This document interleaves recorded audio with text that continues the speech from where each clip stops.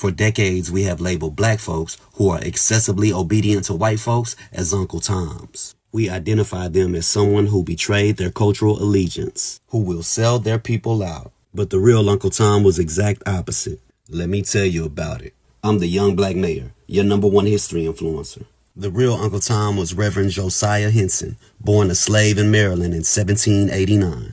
His autobiography was published in 1849. The Uncle Tom character we know of comes from what was considered to be the greatest novel of all time, Uncle Tom's Cabin, written by Harriet Beecher Stowe and published in 1852. He was submissive to whites but still a hero to blacks in the book.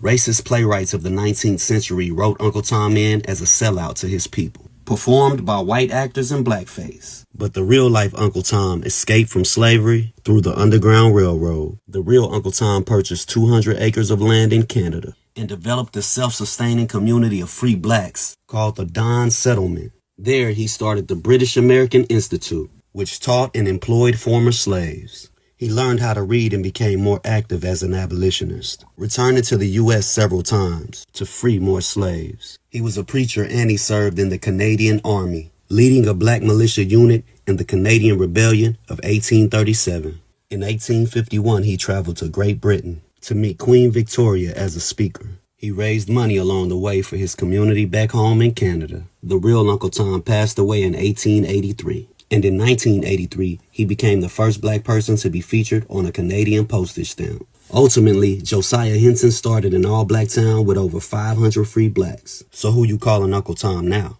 To stay up on your hidden history, lock in with me. Truly your #1 history influencer.